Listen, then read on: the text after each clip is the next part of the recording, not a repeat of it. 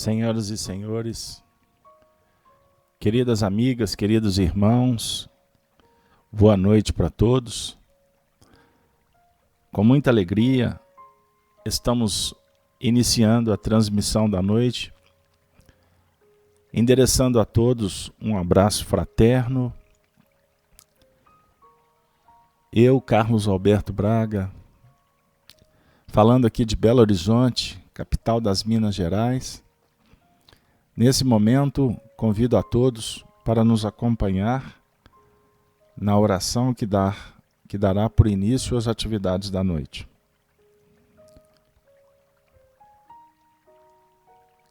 Vamos rogar a Deus, aos nossos benfeitores espirituais, que possam nos envolver, trazendo para todos nós os elementos de que necessitamos para a nossa evolução espiritual. Deus, nosso Pai, agradecemos pelo dom da vida, por estarmos novamente reunidos para estudar as leis da vida. Rogamos, Senhor, o concurso daqueles que tutelam a nossa jornada, nossos benfeitores espirituais. Que neste encontro possamos receber a orientação necessária, como também a medicação imprescindível. Que possamos ser fortalecidos nesse instante da nossa jornada. Rogamos também por todos aqueles que amamos, nossos familiares, amigos, companheiros, como aqueles corações que temos dificuldade no trato do dia a dia. E em nossas preces também rogamos, Senhor, por todos que sofrem, estando na carne ou no mundo espiritual. Que os lares aqui representados possam receber os benefícios e que possamos atingir ao final do nosso encontro felizes, esperançosos, quanto ao dia do amanhã que virá ao nosso encontro, oferecendo os recursos necessários para o nosso crescimento espiritual e nos concedendo as oportunidades imprescindíveis para o nosso labor, para a nossa redenção. Sê conosco, Senhor, hoje, agora e sempre. Que assim seja. Caríssimas companheiras, queridos irmãos, iniciamos o nosso estudo hoje das cartas de Paulo, endereçando o nosso abraço para todos os nossos amigos web, companheiros da rede Amigo Espírita, que possamos nesta hora fortalecer ainda mais os nossos laços de amizade, de fraternidade. Nós agradecemos a audiência de vocês. Que possamos divulgar a campanha da Rede Amigo Espírita Eu Quero Ter 1 Milhão de Amigos. Vamos convidar os nossos companheiros, familiares, para ingressarem na Rede Amigo Espírita, se inscrevendo na conta do YouTube e dando um like em todos os vídeos que a gente acessar. Então, vamos lá, juntos formando essa corrente do bem. Queridos amigos, nós vamos hoje dar continuidade ao estudo das cartas de Paulo. Esse momento tão especial para nós durante a semana. Hoje o nosso tema é riqueza espiritual. É o encontro hoje de número 85. Uma bênção estarmos juntos aqui durante tantos estudos. Eu gostaria de agradecer aos benfeitores espirituais por essa oportunidade e, inclusive, o nosso coração se enche de emoção, porque nós estaremos hoje concluindo o estudo da carta de Paulo aos Romanos, no capítulo 11. E vamos agora fazer a leitura dos últimos versículos que estão aqui nos aguardando para que a gente possa estudar juntos. Eu vou colocar a imagem na tela para vocês acompanharem a leitura. Vamos lá. Romanos, capítulo 11, eu vou ler a partir do versículo 33. Vamos lá. Ó profundidade das riquezas, tanto da sabedoria como da ciência de Deus. Quão insondáveis são seus caminhos! Porque quem compreendeu o intento do Senhor? Ou quem foi o seu conselheiro? Ou quem lhe deu primeiro a ele, para que lhe seja recompensado? Porque dele e por ele e para ele são todas as coisas. Glória, pois, a ele eternamente. Amém. A ele glória sempre, eternamente. Amém. Na última semana, nós trabalhamos especificamente o verso 32, aliás, o verso 31 e 32, quando Paulo disse assim: assim também estes agora foram desobedientes para também alcançarem a misericórdia a vós demonstrada. E o 32, porque Deus encerrou a todos debaixo da desobediência, para com todos usar de misericórdia. A gente faz essa leitura do verso anterior para que a gente possa fazer uma conexão rápida com o estudo que nos agraciou com tanto aprendizado. Esse capítulo 11, ele foi muito especial para a gente. O futuro de Israel. Trabalhamos vários movimentos aqui no que remonta ao esclarecimento que a doutrina espírita nos concede para entender como que se dá um pouco do processo evolutivo. A caminhada de cada um dos povos, do planeta. Discutimos aqui acerca da colaboração mútua e universal entre os seres. Trouxemos aqui o pensamento de Allan Kardec para esclarecer Paulo no que remonta à chegada de espíritos que vieram para impulsionar a evolução do planeta Terra. Trouxemos aqui o livro A Gênese, a raça adâmica. Desenvolvemos aqui aspectos doutrinários desenvolvidos, por exemplo, pelos espíritos como Emmanuel, André Luiz. E à medida em que nós fomos explorando o Evangelho, o trabalho foi se transmutando, ele foi se modificando de tal sorte e ele se tornou gigante, porque ele abriu para nós aspectos extraordinários do que remonta o próprio universo, a casa do Pai. Como Jesus nos consola apontando o zimbório quando disse: não se turbe o vosso coração. Credes em Deus, credes também em mim. Na casa de meu Pai há muitas moradas. Se não fosse assim, eu vou-lhe teria dito: vou preparar-vos lugar. Então o universo é-nos concedido por Deus para que nós possamos operar na engrenagem da nossa construção individual. e, obviamente, dentro de um contexto de colaboração com aqueles que fazem parte da nossa história e juntos fazemos parte da própria história evolutiva dos mundos. Isso é extraordinário para todos nós.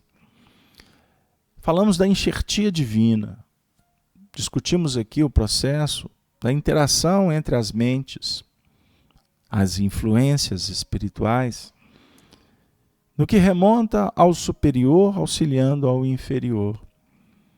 E aquele que está na condição de aprendiz, procurando se espelhar na reflexão promovida por aqueles que estão em faixas mais ampliadas de trabalho. Assim caminha a humanidade, caminham os espíritos. Então, quando Paulo, nos últimos estudos, veio trazer para nós a questão da misericórdia,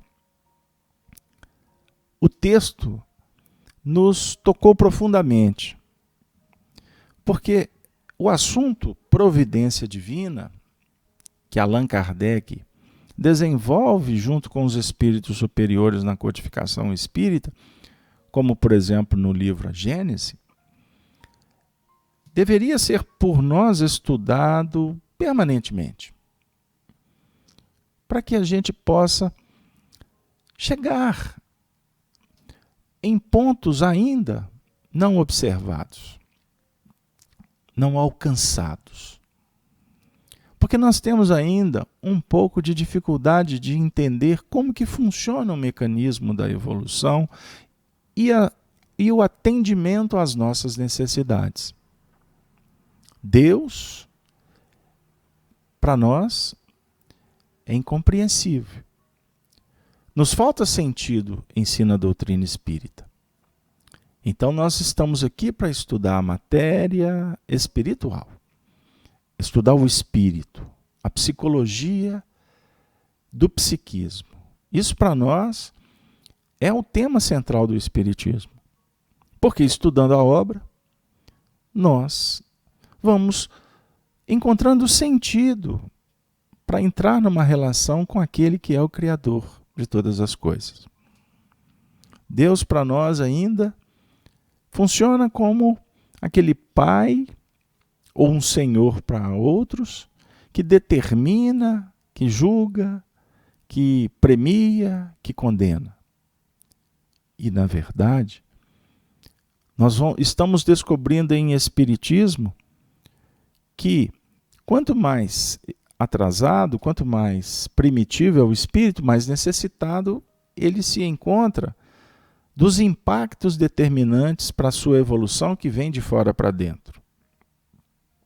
À medida em que ele vai despertando a sua consciência, por exemplo, na fase hominal, o espírito vai descobrindo os valores, desenvolvendo a sua inteligência racional, a sua inteligência emocional, espiritual, etc. O saber propõe a instauração de valores cada vez mais sublimados. Eis o grande lance das nossas buscas. Intelectualidade vai à frente, o moral vai sendo desenvolvido consequentemente. Isso é belíssimo a gente discutir, a gente debater e construir esse saber. Enaltecer o ser, desprezando o ter. Saber é aprimorar a própria alma. Saber vai se desenvolvendo no fazer, caminhando, percorrendo a senda. Cada um percorrendo o próprio caminho. O caminho se faz no caminhar, ensina Hermes Trismegisto. Então, Deus, na sua infinita bondade, nos concede a providência, nos coloca diante dos recursos que precisamos aprender a utilizar para fomentar a nossa construção espiritual. E o reino de Deus é construção íntima.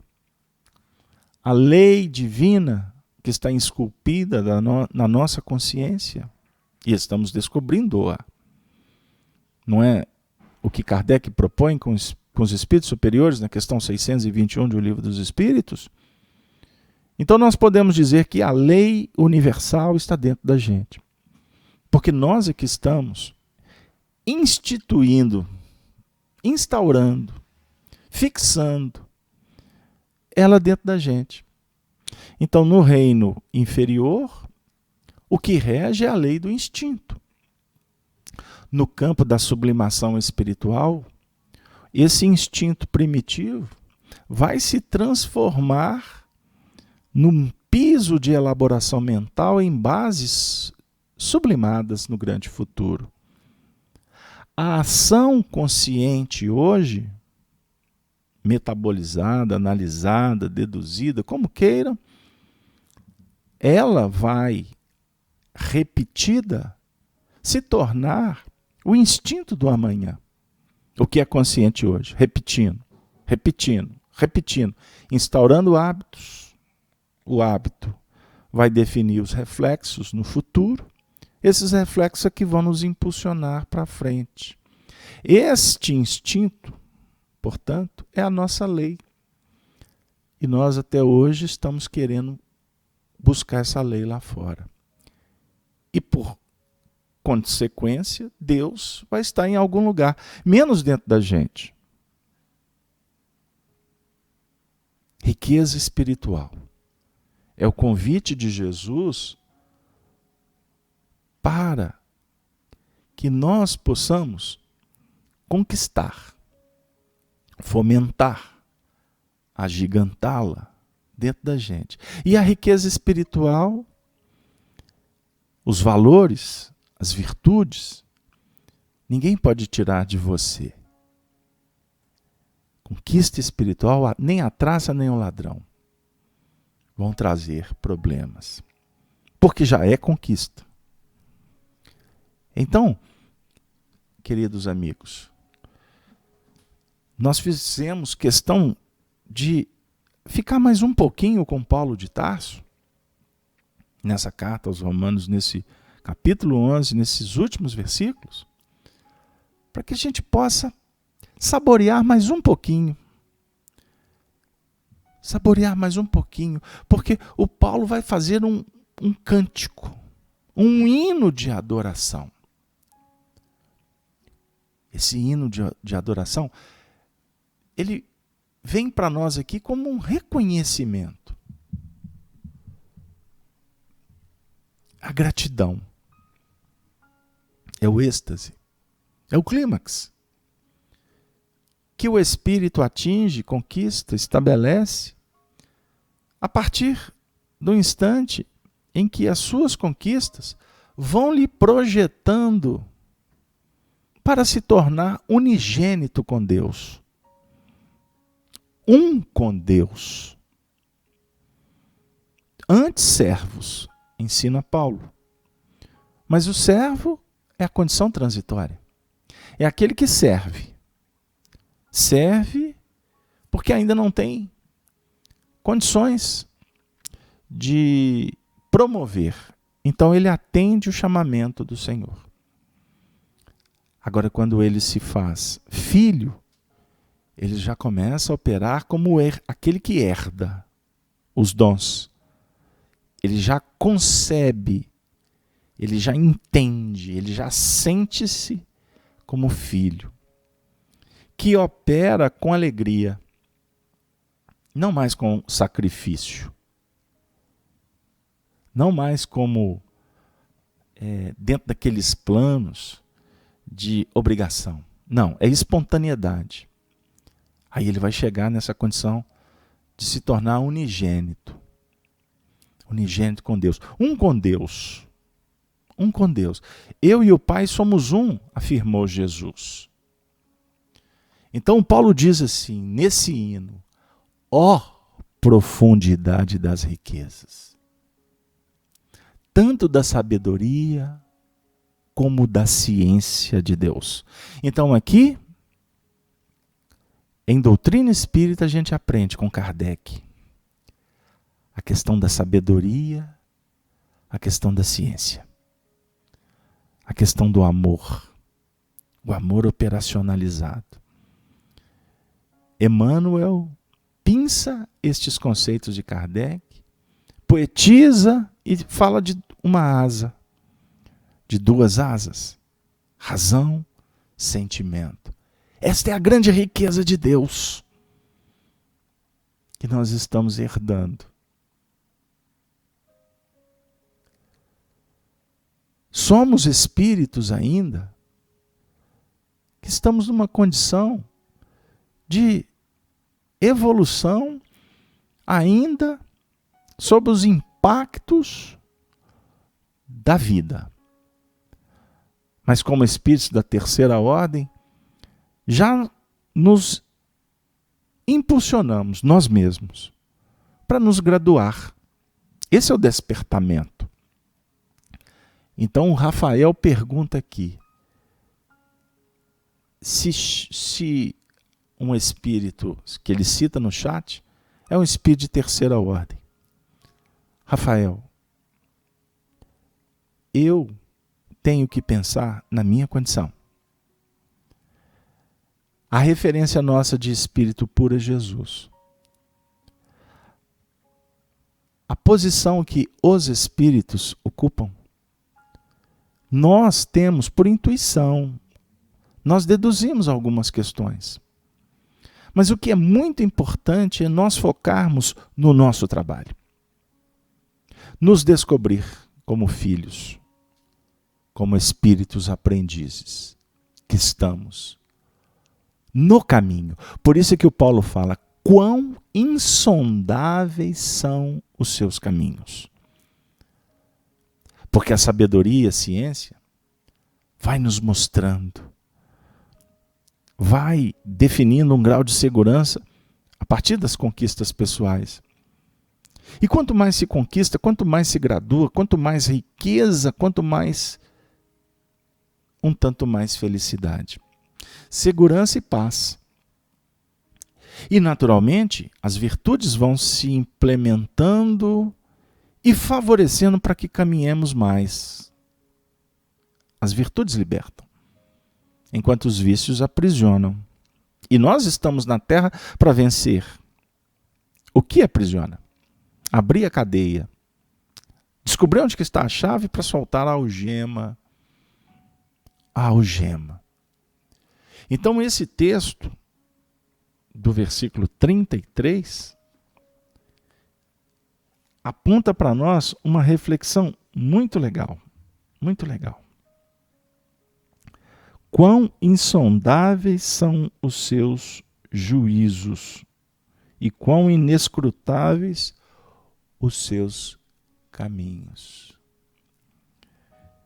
Aí nós vamos abrir um texto que está no livro dos Salmos, no capítulo 36, no item 6º, quando o salmista diz assim: a tua misericórdia, Senhor, está nos céus, e a tua fidelidade chega até as mais excelsas nuvens. A tua justiça é como as grandes montanhas. Os teus juízos são um grande abismo. Senhor, tu conservas os homens e os animais. Quão preciosa é, ó Deus, a tua benignidade. E por isto os filhos dos homens se abrigam à sombra das tuas asas. Eles se fartarão da gordura da tua casa, e os farás beber da corrente das tuas delícias. porque em ti está o manancial da vida. Na tua luz veremos a luz.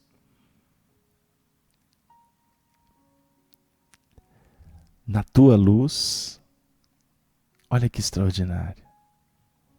Na tua luz veremos a luz. A misericórdia, ela vai sendo autorizada dentro do processo da concepção. À medida em que você abre os olhos, à medida em que nós vamos descobrindo facetas da verdade, da luz do Senhor, e a luz do Senhor, ela se faz quando nós apagamos as projeções pessoais. E você, eu, todos nós, faremos luz quando projetarmos a luz do outro, no sentido de atender ao outro, de amar o outro, de cuidar do outro, de desarticular o interesse pessoal para favorecer o interesse do outro. Aí Deus se faz presente. Aí a gente adquire tranquilidade e firmeza no fazer.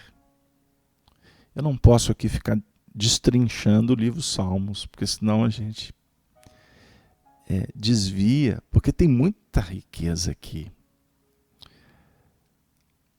Mas quando o texto diz do salmista, a tua justiça é como as grandes montanhas, só subindo as montanhas que a gente descobre a importância delas.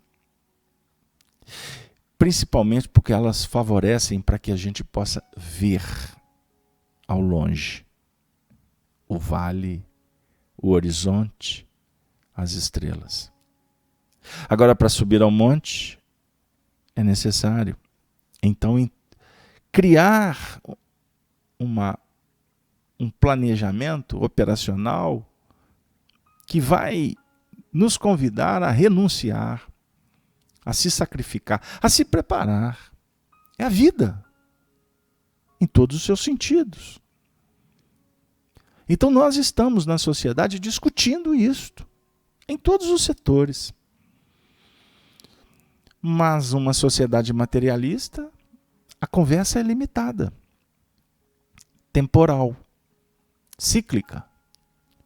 Quando a gente abre a conversa para os planos espirituais, aí nós vamos falar de imortalidade. Aí nós vamos discutir o que está muito além do horizonte que a gente está vendo. E aí vai crescendo em nós uma expectativa. E essa expectativa fomenta a esperança. Agora, é uma esperança operacional. É uma esperança que não vai promover o esperar, mas o esperançar, numa visão do filósofo. Ou seja, nós vamos esperar agindo, porque se você esperar sem fazer nada, a decepção se instaurará, porque nada cai do céu. Nós é que fomentamos o progresso e que vai nos beneficiar com o que o progresso enseja. Os benefícios, portanto, são conquistados. Então há aqui um mecanismo chamado meritocracia. Mérito pelo fazer, pelo se esmerar. Então a justiça do Senhor é magnânima, é extraordinária. No verso 34, por quem compreendeu o intento do Senhor? Ou quem foi o seu conselheiro? Eu vou voltar aqui para o texto da minha Bíblia, porque tem uma marcação aqui muito legal. Porque quem compreendeu o intento do Senhor, ou quem foi o seu conselheiro? Aqui, porque quem compreendeu o intento do Senhor, esse versículo vai nos remeter para o profeta Isaías. Isaías no capítulo 40. Isaías no capítulo 40. Nós vamos encontrar aqui uma abordagem belíssima. Só um minutinho, por gentileza. Isaías. Deixa eu achar aqui rapidinho. Isaías 40, 13. Então vamos lá. Está marcado aqui no rodapé da Bíblia. 40, 13. Eu vou ler para vocês. Rapidamente. Aliás, eu vou ler do 11 em diante. Eu não me contento. Eu não me seguro. Como pastor, apacentará o seu rebanho. Entre os seus braços recolherá os cordeirinhos e os levará no seu regaço. As que amamentam, ele guiará mansamente. Quem mediu com seu punho as águas e tomou a medida dos céus aos palmos e recolheu numa medida o pó da terra e pesou os montes e os outeiros em balanças? Quem guiou o Espírito do Senhor? E que conselheiro o ensinou? Com quem tomou conselho para que lhe desse entendimento e lhe mostrasse as veredas do juízo e lhe ensinasse sabedoria e lhe fizesse notório o caminho da ciência?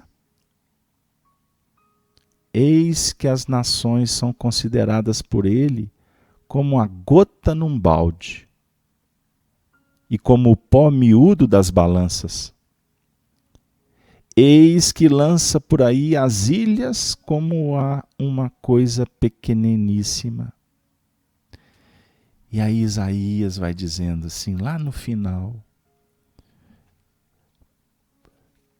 não sabes, não ouvistes que o eterno Deus, o Senhor, o Criador dos fins da terra, nem se cansa nem se fadiga?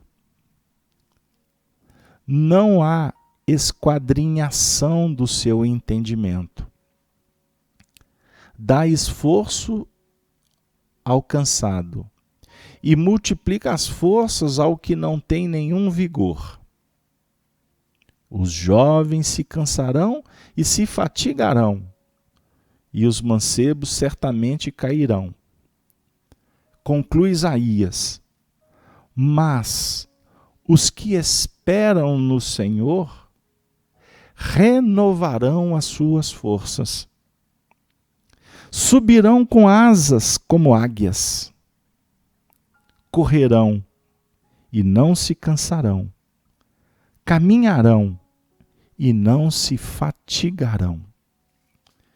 Meu Deus. O que nós estamos vendo aqui, amigos?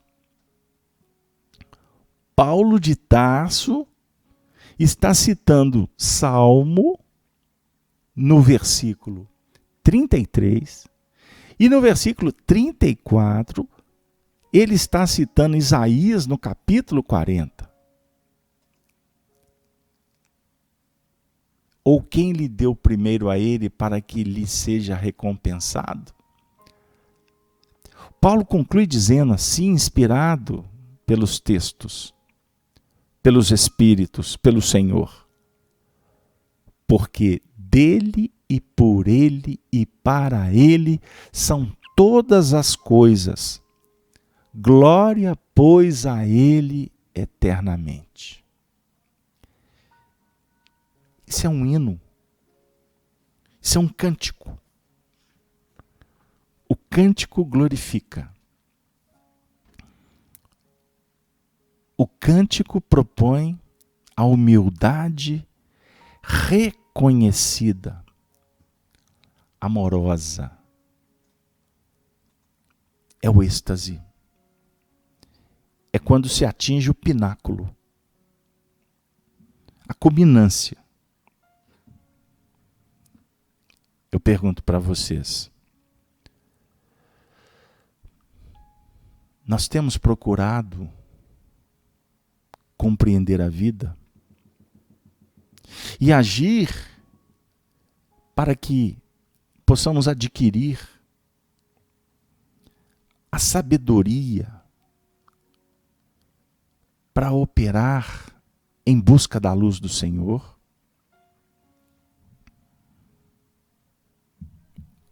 Ou nós continuamos refratários, nos julgando poderosos, permitindo que a egolatria consuma, que a ansiedade torture, porque os tormentos psicológicos, na verdade, eles são favorecidos pela nossa dose de interesse pessoal, de presunção, de arrogância. Raramente nós paramos para orar e perguntar para o Senhor, no silêncio que Ele se expressa no universo, o que queres que eu faça? Ou mesmo nas injunções complexas do caminho, quantas vezes que a gente para orar, para dizer, Senhor, está difícil. Mas eu sei que eu vou conseguir.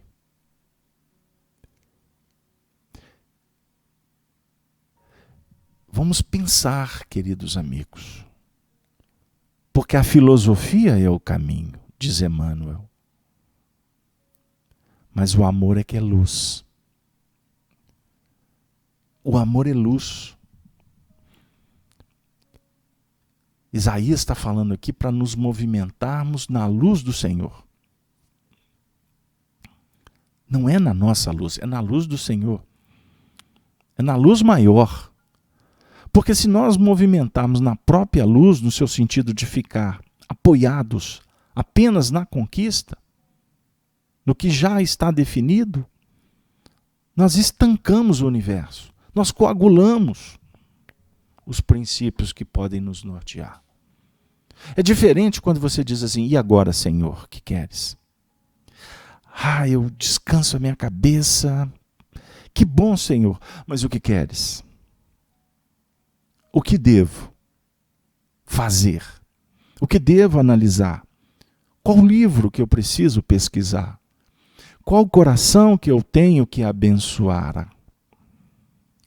E está como que abrindo o entendimento, a visão, os ouvidos, para captar, para penetrar em novos territórios.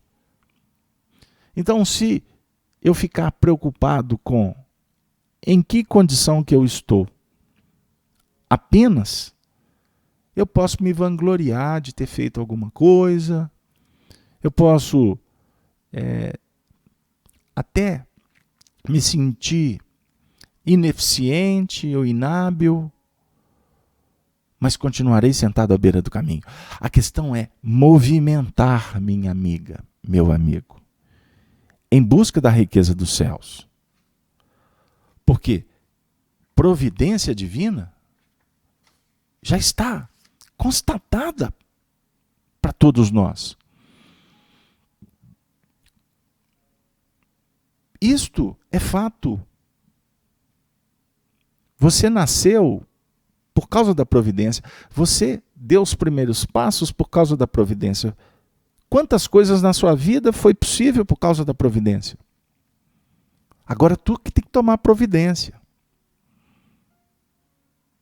Vocês querem uma comprovação filosófica, poética, do que eu acabei de dizer?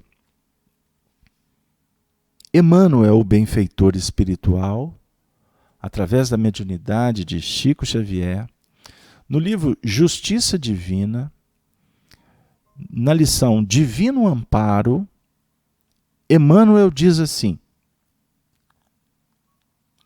se acreditas que o hálito das entidades angélicas bafeja exclusivamente os cultivadores de virtude, medita na providência divina que honra o sol na grandeza do espaço, mas induzindo-o a sustentar os seres que ainda jazem colados à crosta do planeta, inclusive os últimos vermes que rastejam no chão. Contempla os quadros que te circundam, em todas as direções, e reconhecerás o amor infinito buscando suprimir, em silêncio, as situações deprimentes da natureza. Olha que beleza! Suprimir as situações deprimentes da natureza. Cachoeiras cobrem abismos. Fontes alimentam a terra seca. Astros clareiam o céu noturno.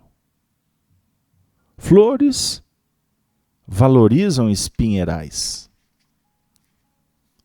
No campo do pensamento em que estagias, surpreenderás esse mesmo infinito amor procurando extinguir as condições inferiores da humanidade. Pais transfigurados em gênios de ternura. Professores desfazendo as sombras da ignorância. Médicos a sanarem doenças. Almas generosas socorrendo a necessidade. Não estranhes assim a atitude dos espíritos benevolentes que estendem as mãos, através da mediunidade, a companheiros do mundo que te pareçam indignos. Recorda os lírios que desabrocham no estrume, as mães que se escravizam por sublime renúncia, ao pé de filhos ingratos e ainda mesmo diante do irmão reconhecidamente criminoso ou viciado, que te fale de esperanças e consolações recebidas do alto. Aprende a respeitar, junto dele, a manifestação da esfera superior que o solicita a renovação para o bem. Tanto quanto já sabes rejubilar-te perante a luz que dissipa as trevas. E se alguém dogmatiza acerca de supostos privilégios na criação, não ouvides que o Criador é bondade e justiça para todas, amigo, para todas as criaturas. Amiga, refletindo no Cristo que asseverou claramente não ter vindo à Terra para curar os sãos. A lição da natureza é pródiga para nos mostrar que o Senhor atende a todos, sem privilégios. A bondade divina promove o bem, fazendo luz. Então, com qual direito que nós temos de julgar se está havendo ou não privilégios? Por que fulano tem uma vida mais tranquila do que a minha? Ou por que existem pessoas passando por tantas dificuldades e que a princípio não merecem porque estagnaram e a providência divina está lá munindo, atendendo? Esta discussão, ela costuma não nos levar, ou nos levar a lugar nenhum. vamos parar para agir em torno do bem. Porque agindo em torno do bem, na verdade, nós estaremos nos aproximando cada vez mais da glória da vida, da vitória real, da riqueza que todos sonhamos, a riqueza que irá nos prover para o grande futuro. Aprendemos com os Espíritos que nós damos e por isso temos. Aqui na Terra, nós julgamos que temos que ter para dar. É na dádiva que nós vamos estabelecendo um nível de relação com as forças superiores em Deus.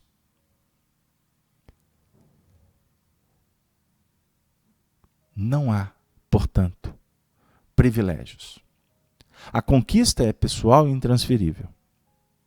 O bem-estar é o resultado do esforço, da entrega, da preparação, da dedicação, da perseverança, da constância. Por mais que haja algumas oscilações naturais da nossa faixa espiritual, que promove ainda, vamos dizer assim, dúvidas, medos, conflitos. Mas que à medida em que você ocupar a sua mente com o trabalho e com o estudo, naturalmente os teus sentimentos serão governados, direcionados para te libertar. E não haverá espaço para medo e para culpa. E muito menos para os transtornos, que na verdade são fomentados por não estarmos cuidando, por não estarmos trabalhando em torno do núcleo que vai promover o nosso bem-estar. O amor, é a unidade divina. Então, são reflexões que na verdade nos encantam. Por isso é que Paulo, extasiado, promove esse hino inspirado pelos salmos, pelos profetas, pela lei que ele se tornou um doutor, um promotor, um divulgador, e que na verdade era um mecanismo preparatório para que depois ele se tornasse um cristão. Muitos perpassam os nossos trabalhos e alguns costumam dizer: lá vem o papo moralista de religiosos. E a gente sempre, com muita paciência, tenta mostrar que não há moralismo, porque moralismo é uma das maiores idiotices da história da filosofia e da religião. A discussão é para estudarmos os aspectos que iluminam o ser. E naturalmente seremos convidados para a responsabilidade conosco mesmo. Ninguém tem o direito de traçar o caminho do outro, de condená-lo ou de culpá-lo, e muito menos de absorvê-lo. Nós perambulamos no reino da fantasia, das imagens, das ilusões. Mas o que realmente nos importa são os valores de dentro. É como você está fazendo a sua luz. É como tu está se projetando em bases reais e não virtuais. Nós vivemos num mundo hoje virtual. O que nos importa é se alguém vai dar um joinha, aqui em Minas, né? Ou no mundo afora um like. Vou dar um positivo porque alguém postou isto ou aquilo. E ontem eu ouvi uma companheira muito querida, que vai estar conosco amanhã na FEAC, num belíssimo estudo,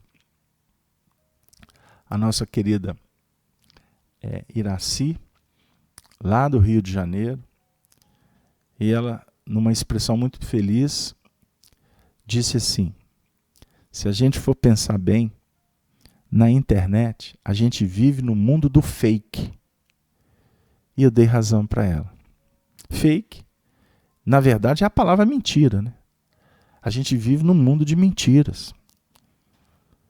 Por isso, nós estamos tão insatisfeitos e nos sentindo tão ineficientes. Porque o que impera é um tapete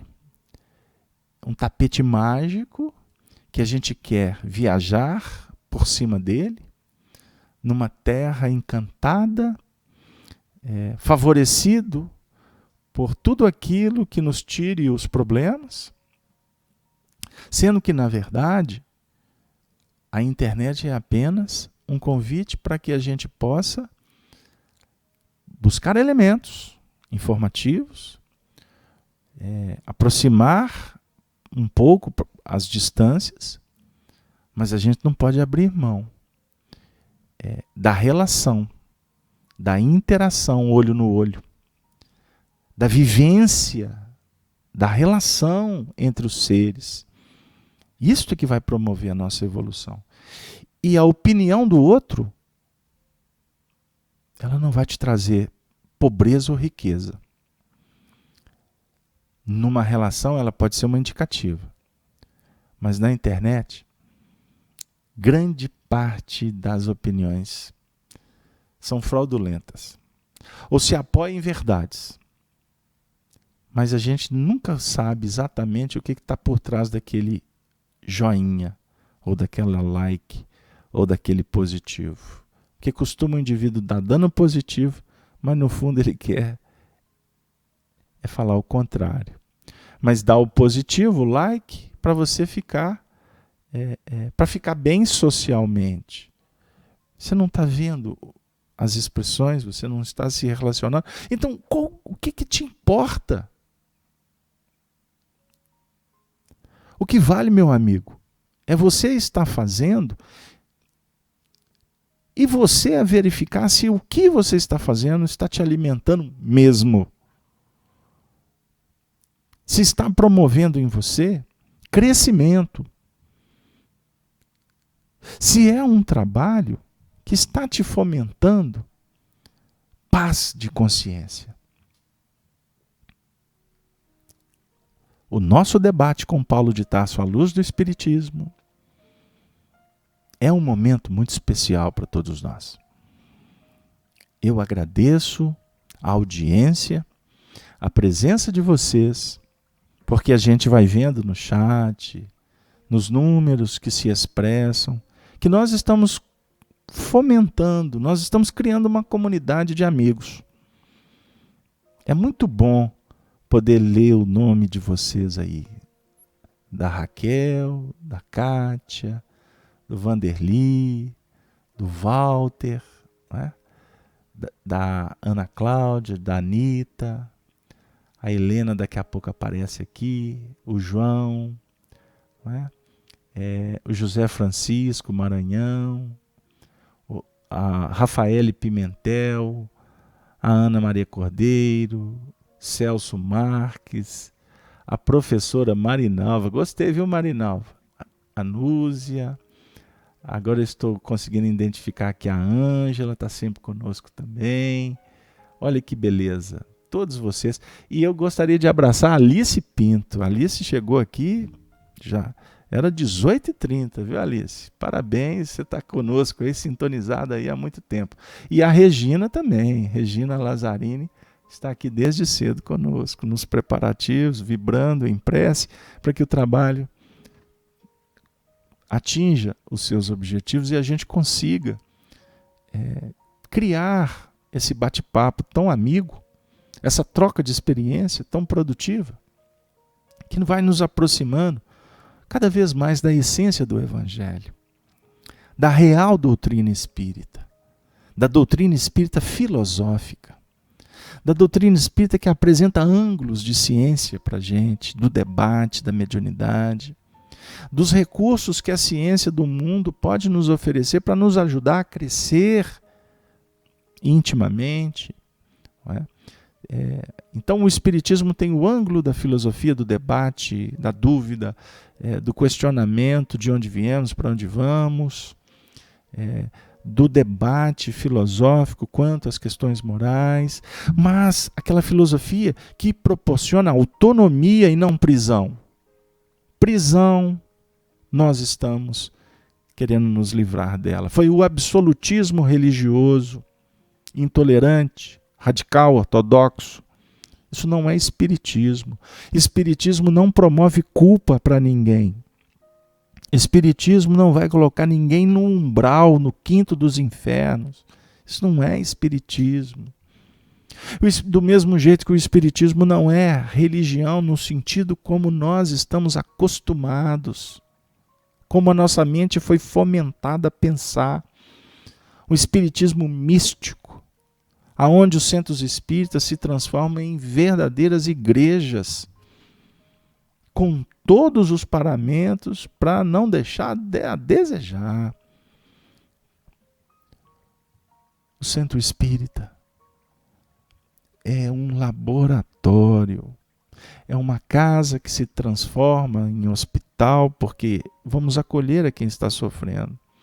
Mas o hospital espiritual não vai substituir o hospital do mundo, porque não é a função do centro espírita. É um hospital espiritual que vai oferecer o recurso magnético, o passe, a cirurgia do Evangelho, a presença dos Espíritos que vão cuidar da gente, que vão nos soerguer, nos inspirar, mas vão dizer assim, agora procure o médico, agora procure o analista, o psiquiatra, o psicólogo, procure o profissional da saúde, você tem que se cuidar. Esse é o papel filosófico, científico do Espiritismo. O ângulo da religião é a religião do amor. Não é a religião que vai aprisionar, eu repito. Não é a religião que vai nos colocar lá na banda do Oriente para discutirmos karma, dharma. Passou esse tempo. Nós temos que nos libertar, e essa libertação se dá pela consciência. Por mais que tenhamos que nos ajustar num contexto com os nossos semelhantes, e isso vai nos trazer dificuldade, porque nós nos responsabilizamos com eles, mas não é um assunto que vai nos colocar num cárcere obrigatório. E o comportamento de vários vai trazer a mesma repercussão. Isto não é respaldado pelo Espiritismo. A cada um segundo as suas obras. Nós podemos ter 100 pessoas aqui cometendo o mesmo ato. A repercussão para cada um será conforme ele pensa, ele concebe, ele sente. Conforme o seu grau de maturidade ou de infantilidade, as suas intenções. Tudo isso tem a ver, meu amigo. É assim na natureza, entre os animais. É assim a lei do verme ao anjo.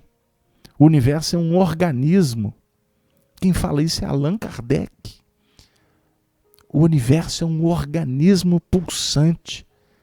O fluido cósmico universal está em toda parte. A vida em todos os lugares, nas dimensões que se intercambiam. E nós somos viajores que estamos em busca da libertação. Nós estagiamos na Terra, amanhã vamos estagiar em outro planeta. Da mesma sorte que estamos convivendo numa família, amanhã estaremos em outra. Este que é teu filho, na verdade não é teu filho, ele está seu filho. A sua idade significa que você está passando por ela, mas você não é a idade. Você não é 50 anos, você não é 90 anos. Você pode ter 90 anos, mas o seu espírito você pode estar vibrando como um espírito que tem 20, porque a sua mente, ela pulsa, a sua mente vitaliza, a sua mente irradia. O que envelhece não é o espírito, é o corpo. Não é? Nós adquirimos experiência, mas a experiência não significa que você é um espírito velho. São conceitos. E que nós precisamos de desconstruir esses conceitos equivocados. Então, se alguém tem dúvida, se vocês têm dúvida sobre o real conceito de religião, associando ao Espiritismo, leiam o discurso de Allan Kardec na Revista Espírita de 1868, um discurso que ele fez no dia de Todos os Santos, o dia dos mortos. E ele vai falar, ele vai levantar para nós essa dúvida e ele vai esclarecê-la como ninguém o fez até então. O apóstolo da verdade, Allan Kardec. E que quando nós nos deparamos com o Espiritismo que fica impregnado de misticismo, de política, de arquitetura dos homens, com sistemas, com institutos da terra que recebem o dístico de espiritismo e que promovem muitos movimentos, alguns deles até produtivos, mas sempre limitados, onde há muito mais separatividade do que unidade, do que família. Aguce o seu olhar, meu amigo, porque estudar com Kardec, procurar sintonia com Emmanuel, com André Luiz, com tantos espíritos que estão operando em nome de Jesus, é um grande desafio que vai nos proporcionar libertação. E que Deus nos abençoe, porque se tivermos responsabilidades e por isso recebermos outorgas, encargos, por onde passarmos, levemos a mensagem do Evangelho, que consola, que aproxima, que aconchega, que orienta, que encaminha, que acompanha, mas que chega um tempo que liberta para o universo, para o cosmos, liberta os seres para a vida eterna. É um pouco da essência que nós ousadamente tentamos sintetizar em poucas palavras. Eu agradeço a audiência de todos e peço permissão para encerrar o encontro da noite trazendo Emmanuel,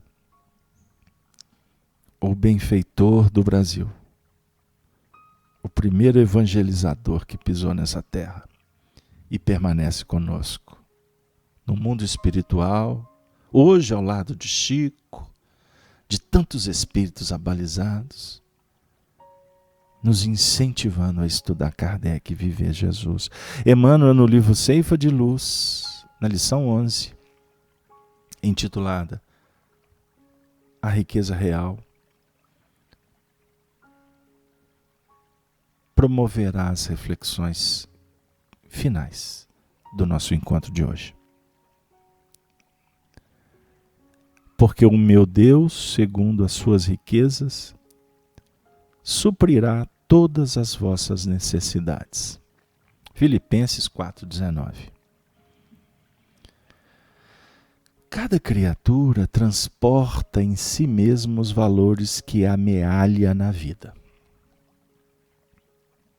Olha que beleza. Cada criatura transporta em si mesma os valores que amealha na própria vida. Os sábios, por onde transitam, conduzem no espírito os tesouros do conhecimento. Os bons, onde estiverem, guardam na própria alma a riqueza da alegria. Os homens de boa vontade carregam consigo os talentos da simpatia.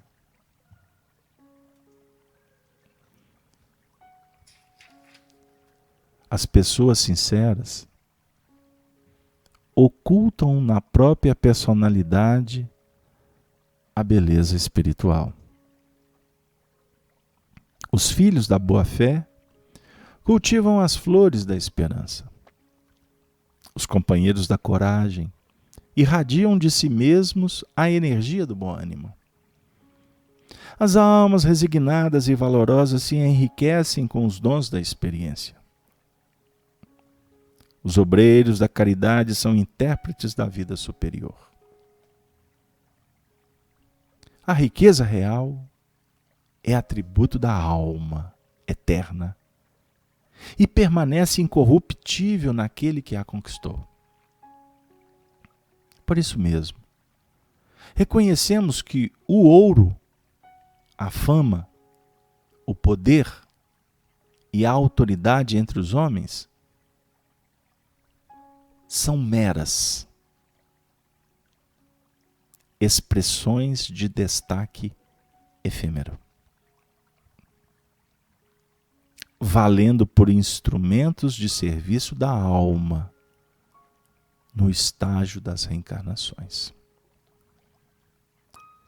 Dessacizado será sempre aquele que indisciplinadamente disputa as aflições da posse material, olvidando que há 1000 caminhos sem sombras para buscarmos, com o próprio coração e com as próprias mãos, a felicidade imperecível. A responsabilidade deve ser recebida, não provocada. Repetindo, a responsabilidade deve ser recebida, não provocada. Muitos ricos da fortuna aparente da terra funcionaram na posição de verdugos do Cristo, sentenciando a morte entre malfeitores. Entretanto, o Divino Mestre, com as simples e duras traves da cruz, produziu, usando o amor e a humildade, o tesouro crescente da vida espiritual para os povos do mundo inteiro. Simples e duras traves da cruz. Foi aí que ele produziu com amor e humildade o tesouro crescente da vida espiritual para os povos do mundo inteiro. Observemos as nossas cruzes. Valorizemos enquanto as temos, porque serão as nossas cruzes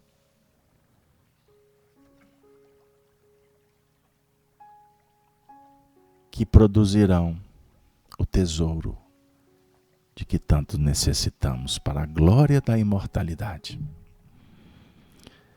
Que Deus nos inspire, nos abençoe. Que os benfeitores espirituais possam encontrar na morada do nosso coração aquela terra pronta para receber a semente, que vai germinar, que vai crescer, que vai florescer, que vai frutificar, nos trazendo paz. Paz. Paz é o que desejamos para todos.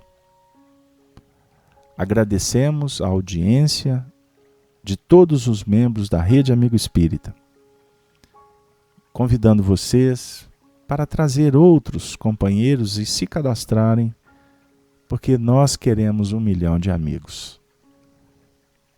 Nós queremos 1 milhão de amigos. Que possam estes amigos se multiplicarem, para que a gente possa juntos sonhar um sonho mais bonito que já tivemos em toda a nossa vida. Nos despedimos de vocês com a saudação dos cristãos dos primeiros tempos, dizendo: Ave Cristo, Ave Cristo, Ave Cristo sempre. Muito obrigado. Até a próxima transmissão, amanhã, direto da FEAC, com o tema As Dores da Alma. Boa noite para todos. Rede Amigo Espírita, uma ferramenta de união, interação e divulgação do movimento espírita. Acesse www.redeamigoespírita.com.br e confira nosso acervo disponível. Rede Amigo Espírita, divulgando, instruindo e unificando.